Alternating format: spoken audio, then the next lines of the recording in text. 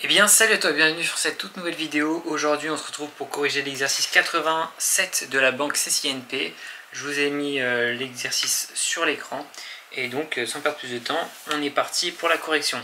Montrer qu'il existe un unique polynôme qui vérifie des conditions. Donc pour ça en fait on va s'aider d'un isomorphisme.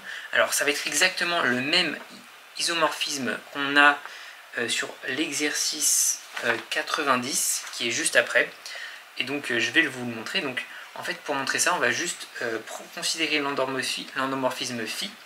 Donc on va considérer cet endomorphisme qui prend à valeur dans R n crochet x. Donc ça c'est tous les polynômes de degré égal ou inférieur à x et qui donne à valeur dans R puissance n plus 1. Et donc ça va prendre un polynôme P et ça va renvoyer la famille de polynômes de P évaluée en A1 jusqu'à P de AN. Voilà exactement. Et ça c'est égal à B1 jusqu'à Bn selon l'énoncé. Ok, parfait. Donc comment montrer que ça c'est un isomorphisme si on vous le demande? Et bien tout simplement on va montrer que c'est injectif déjà. Donc on va prendre un polynôme dans le noyau de phi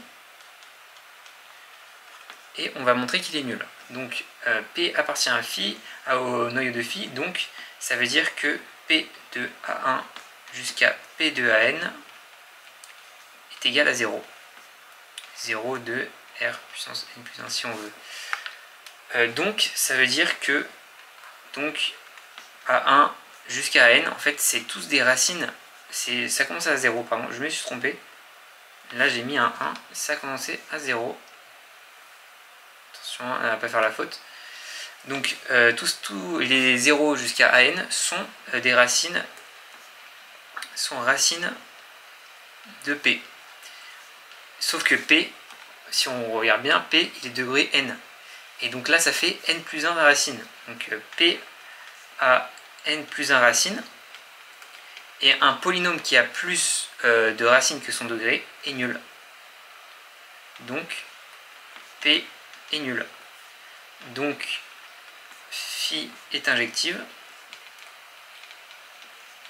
Et comme on a l'égalité de dimension entre la dimension de R n crochet x est égale à la dimension de R puissance n plus 1 qui est égale à n plus 1 en fait, on en déduit que phi est bijective. Que phi est bijective. Et ça, la bijectivité va nous permettre de démontrer l'unicité. Donc avec la bijectivité, on sait qu'il y a un unique polynôme qui vérifie ça. Ok, on peut passer à la question 2. Question 2, expliciter ce polynôme que l'on notera LK. Donc là, on va expliciter les polynômes de Lagrange. Ces polynômes qui s'appellent les polynômes de Lagrange. Et donc on nous dit que que BI est égal à 0 si I est différent de K, ou 1 si I égale K. Donc dans le cas, donc ça veut dire que on va considérer le polynôme LK. Donc on considère LK. Et en fait, qu'est-ce qu'on remarque? On remarque que tous les excusez-moi, je me suis trompé. Donc oui, tous les AI tels que I appartient à 0n et I différent de K, on remarque que tous les AI sont racines de LK. Puisque, en fait, si on a I différent de K, LK, en fait, on a LK à I avec I différent de K égale 0. Et on a LK à K égale 1.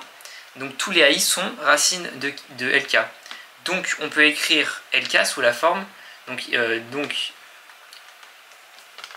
il existe un lambda appartenant à R tel que, en fait on peut factoriser par x moins les racines.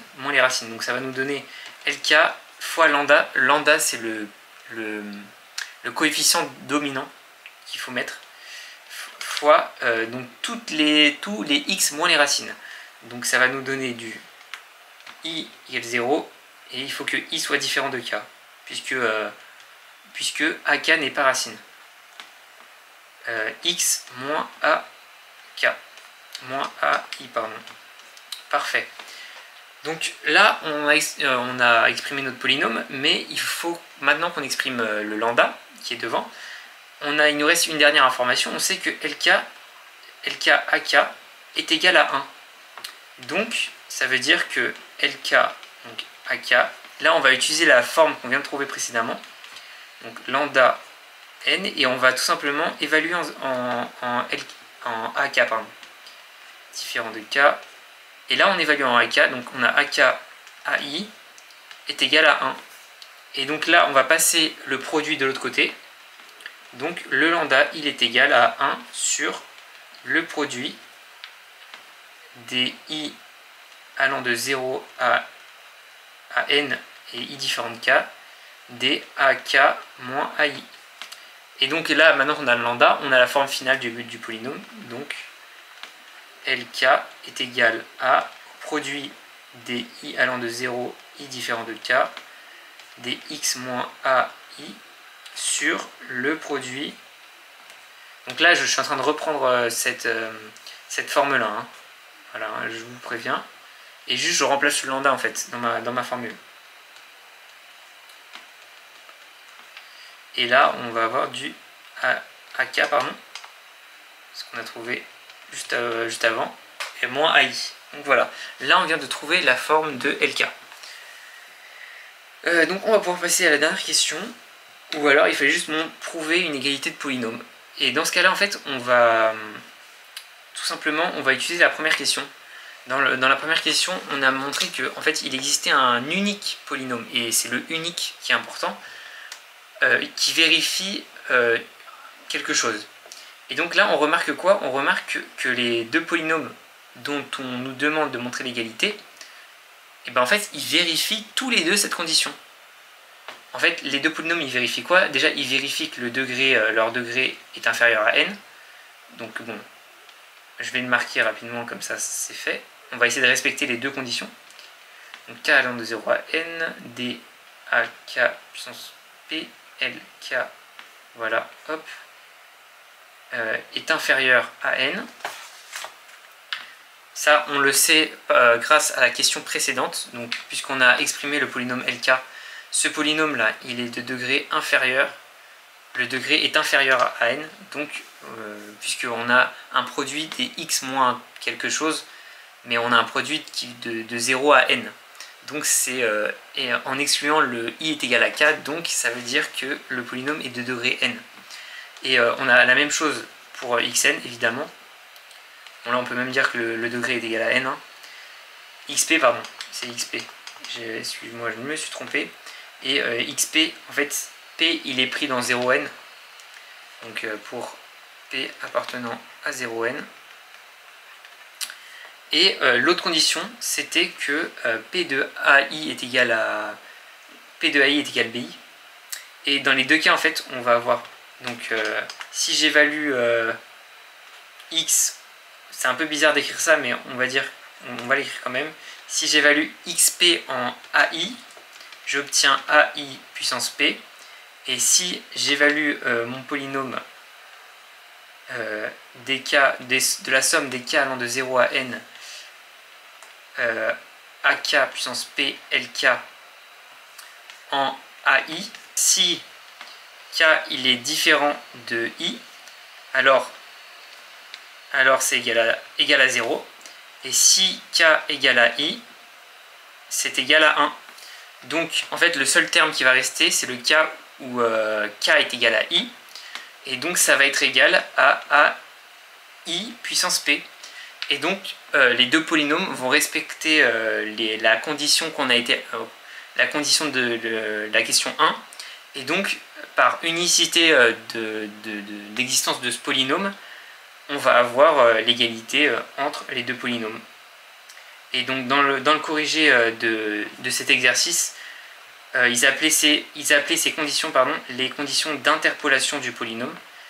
Et voilà de quoi il s'agit.